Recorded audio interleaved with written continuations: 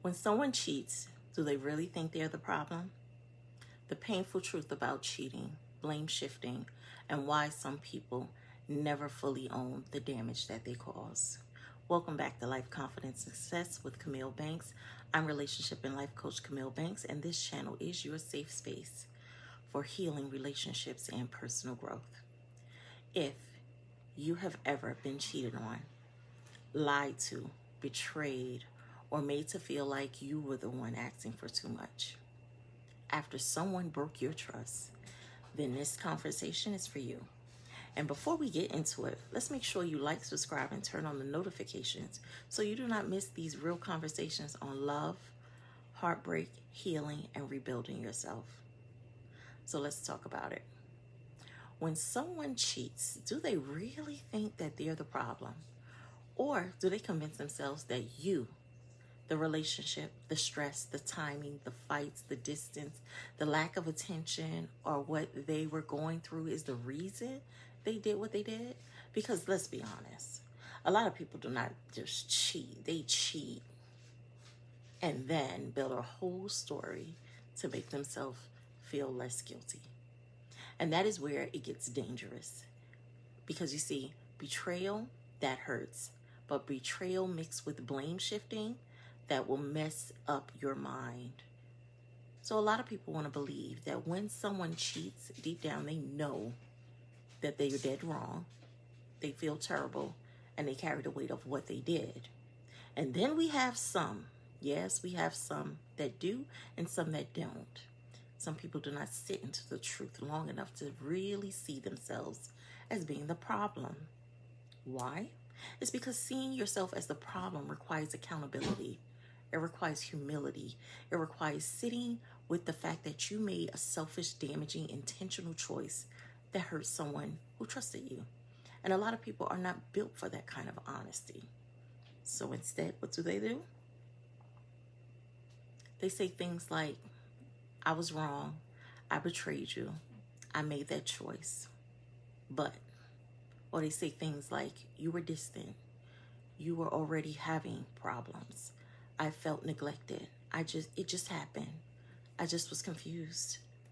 You pushed me away. I didn't mean for it to go this far.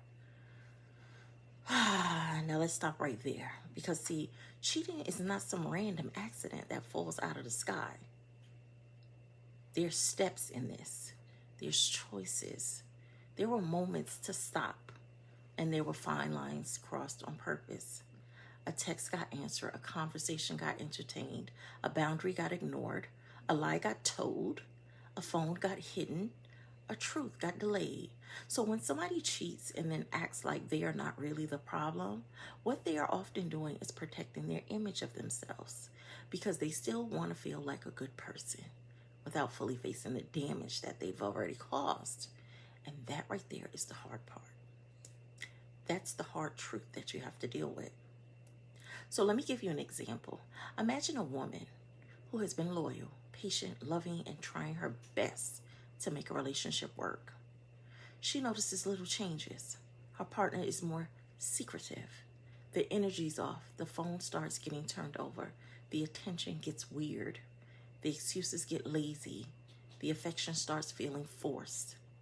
She asks questions because she feels something is wrong. And instead of honesty, she gets this attitude. And instead of reassurance, she gets defensiveness. Instead of truth, she gets told she's doing too much. She is always assuming things. She is too insecure. She is making problems out of nothing. That's what she's told. And then finally the truth comes out. He cheated. Now, in that moment, you would think that where they are, he would take accountability. But for a lot of people, this is where the manipulation gets deeper. And now he tells her things such as, I only did it because we were in a bad place. You haven't been the same lately. I felt alone. And you kept pushing me away. And you were being negative to me. I wasn't trying to hurt you. Now, do you see what just happened? He cheated, but somehow now she's sitting there carrying the emotional weight of his choice. And this is the part that breaks people down. Not just the cheating, the rewiring of reality after the cheating.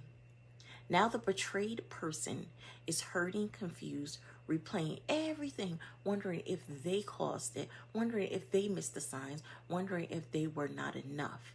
And that is exactly why cheating can damage more than trust. It can damage your relationship with your own mind. Now here's the raw truth. Ready? Some cheaters do know they are wrong. They just do not want to feel like the villain. So they minimize, they justify, they deflect, they blame the relationship, they blame their childhood, they blame their loneliness, they blame their partner, they blame anything except their character in that moment. Because calling it what it really was would force them to admit this. I wanted what I wanted more than I cared about your heart. And a lot of people are not ready to say that out loud. But that's what it really is. That is why some people act more emotional about being exposed than about what they actually did. They cry when they get caught. They panic when they lose access. They break down when consequences start to show up. But real remorse is not just crying. Real remorse looks like honesty, ownership, no excuses, changed behavior, patience with your pain, accountability without defensiveness. Anything less than that is usually guilt mixed with self-preservation. And let's go deeper than that. Some people truly believe their cheating makes sense because in their mind, their feelings are justified. It justifies their action. That does not make them right. That makes them emotionally immature. Because being hurt, frustrated, lonely, or disconnected does not force you to cheat. It gives you options. You communicate, leave, get counseling, speak up, set boundaries, or end the relationship to the fullest. Because cheating is still a choice. Why some cheaters don't think they're the real problem? I'm going to tell you why.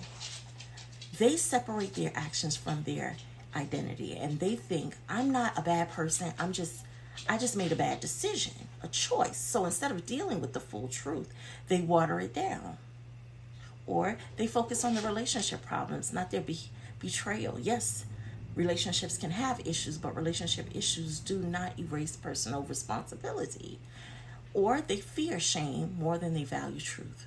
So owning that betrayal means facing who they became in that moment. And some people avoid that at all costs. Or they use the blame others for their behavior. If someone has never learned accountability, cheating becomes one more thing that they can explain away.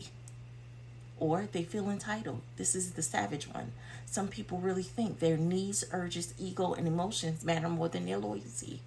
And that entitlement is exactly why they do not always see themselves as the core issue. So here's my lesson for today. And I want you all to hear it clearly. When someone cheats and then refuses to fully own it, do not let their lack of accountability become your self-blame. And I'm going to say that again. Do not let somebody else's betrayal turn into your burden to explain. Could the relationship have had issues? Maybe. Could there have maybe a disconnection? Maybe. Could both people have needed to grow? Maybe. But cheating was still their choice, not yours. So the lesson is to stop begging dishonest people to give you honest closure. Because sometimes closure is realizing that they knew better, but they did it anyway. And now they are trying to protect themselves from the truth of what they did. That realization hurts. That realization hurts, but it's true, because once you stop trying to make excuses for their betrayal, you can finally start healing your heart. And healing starts when you understand this. A person who keeps defending their cheating is showing you they're more committed to avoiding guilt than repairing damage. And that tells you a lot. So when someone cheats, do they really think you're the problem? Or do they really think they're the problem? Some do, but many only think they are the problem when consequences catches up to them. Before that, a lot of them are busy justifying, minimizing, and rewiring the story so they do not have to sit with the ugliness of what they chose. And if that has happened to you, I need you to know this. You are not crazy for being hurt. You are not weak for struggling to trust again. You are not too much for wanting honesty, loyalty, and respect. Your pain, it makes sense. And your healing matters. And if this message spoke to you, I want you to drop a comment below and tell me, do you think cheaters really see themselves as the problem, or do they only feel bad when they get caught? Let's talk about it. And if you are ready for deeper healing, real conversations with me, and a safe space to process heartbreak, betrayal, and relationship pain, make sure you join the relationship healing community. That's where we go deeper, get honest, and start doing the real work of healing and rebuilding. We're on Patreon. And don't forget to like, subscribe, and share this video with someone who needs this message. I'm Camille Banks, and this is Life, Confidence, and Success, a safe space for healing, relationships, and personal growth. And I will see you in the next video.